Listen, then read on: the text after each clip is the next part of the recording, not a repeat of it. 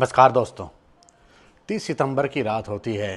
Police को सूचना मिलती है कि एक उपले से बने बिटोड़े में एक शव जलाया जा रहा है। पुलिस मौके पर पहुंचती है तो वहां एक युवती का शव जला होता है। पुलिस फायर ब्रिगेड को बुलाकर आग बुझवाती है और उस शव को कब्जे में लेती है। शव के पास से मिले सामान को कब्जे में लेकर जांच शुरू कर देती है। उसकी शिनाख्त नहीं हो पाती। बाद में उसकी शिनाख्त कैसे होती है? शिनाख्त एक लॉकेट से हो जाती है। लॉकेट के तहत पुलिस पूरा खुलासा कर देती है और खुलासा भी चौंकाने वाला होता है।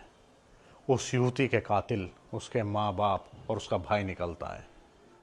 दरअसल यह मामला है बागपत जनपद का। बागपत जनपद के बुढ़ेड़ा गांव में 30 सितंबर की रात्रि करीब 11 बजे ग्रामीणों को बिटोड़े में आग लगी दिखाई देती है। वह बिटोड़ा एक ग्रामीण का होता है। ग्रामीण उस व्यक्ति को सूचना देते हैं। उसके बाद पुलिस को सूचना दी जाती है। पुलिस मौके पर पहुंचती है। ग्रामीण भी मौके पर पहुंचते हैं। मौके पर पहुंचकर वहां देखते हैं कि एक युवती का शव जल रहा था। तुरंत आग बुझाई जाती है और उस अध जले शव को कब्जे में लिया जाता है। उसके पास एक लॉकेट मिलता है जिसके तहत पुलिस उसकी शिनाख्त करने का प्रयास करती है। आसपास इसकी जानकारी दी जाती है। सभी थानों में सूचना दी जाती है कि कोई युवती के गुम होने की रिपोर्ट तो दर्ज नहीं है, लेकिन ऐसा कहीं नहीं मिलता है। पुलिस को युवती के पास से जो लॉकेट मिला था उस पर बरनावा के डेरा सच्चा सौदा का चिन्ह था, जिसके तहत पुलिस उसकी जांच पड़ताल करती है, डेरे में जाती है। वहां से उस लड़की का पता चल जाता है। पुलिस उसके घर तक पहुंच जाती है। वह लड़की मुजफ्फरपुर पोइस की निकलती है। मुजफ्फरपुर पोइस निवासी लक्ष्मी चंद की बेटी कोमल होती है। कोमल की मृत्यु को लेकर उसके परिजनों से पुलिस पूछताछ करती है। पुलिस को शक होता है कि परिजन आखिर बेटी के गायब होने की सूचना क्यों नहीं दे रहे थे, क्यों आराम से हैं। पुलिस उन्हें गिरफ्तार करती है और सख्ती से पूछताछ करती है। पुलिस तीनों को गिरफ्तार करती है, पिता, बेटी की माँ और उसका भाई। तीनों से पूछताछ होती है तो बड़ा चौंकाने वाला खुलासा सामने आता है। बेटी का पिता बताता है वर्ष 2018 में कोमल की शादी उन्होंने गाजियाबाद में की थी। कई वर्ष बाद वह अपने ससुराल से लड़ाई झगड़े से तंग होकर वापस आ गई थी। कोमल हरियाणा के बहालगढ़ में प्राइवेट नौकरी करती है। वहीं एक दिल्ली के व्यक्ति से उसके संबंध हो जाते हैं, उसके साथ शादी करना चाहती है। कोमल का सभी सामान उनके मायके होता है, यानी कि लक्ष्मी के पास। उसमें ज्वेलरी होती है। उस ज्वेलरी के लालच को लेकर उस बेटी की हत्या कर दी जाती है। उन्होंने बताया कि उनका बेटा रवि, उसकी शादी तय हुई थी, उसकी दुल्हन को वह अपनी बेटी की ज्वेलरी देना चाहते थे, जिसका वह विरोध कर रही थी।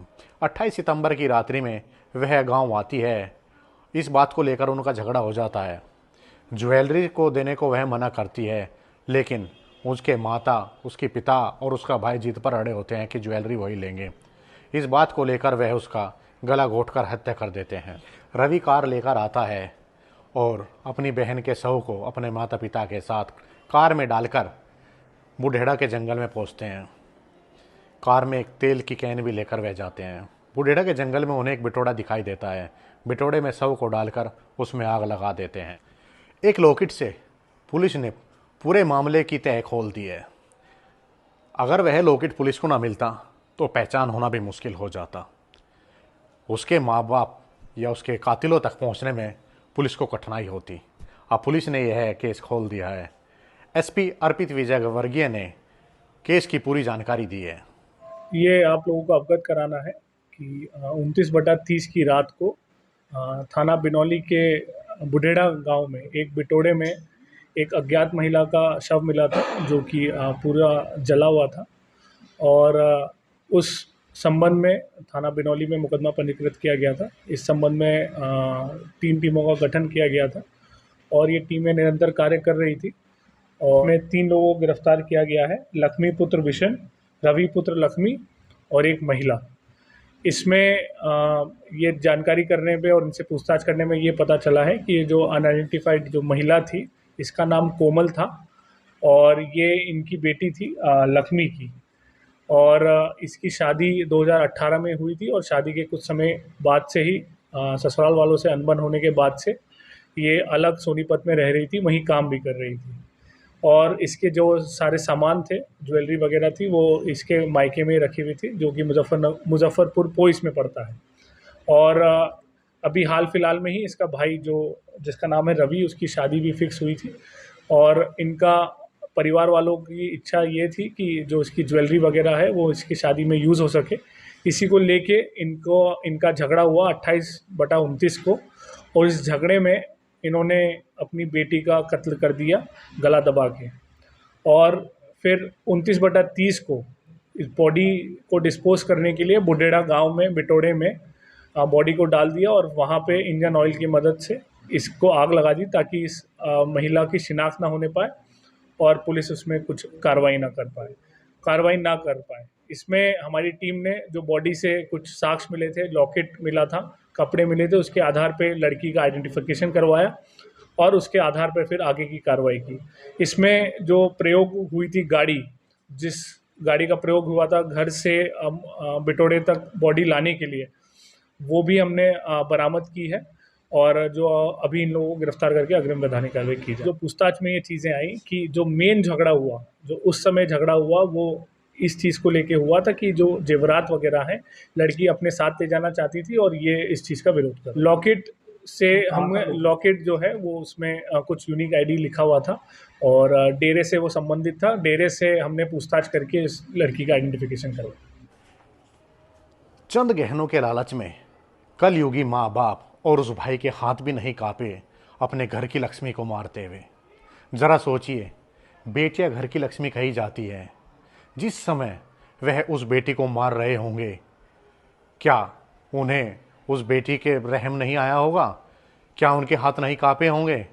बेरहमी से उसका कत्ल कर दिया और फिर उसे बिटोड़े में ले जाकर जला दिया। ऐसे कातिलों पर सख्त कार्रवाई होनी चाहिए। पुलिस ने लॉकेट के सारे खुलासे तो कर दिया है, अब देखते हैं तीनों को सजा क्या होती है। माँ, पिता और भाई ने कोमल को मौत के घाट तो उतार दिया, लेकिन यह भी नहीं सोचा कि उसके 3 साल के मासूम बेटे का क्या होगा।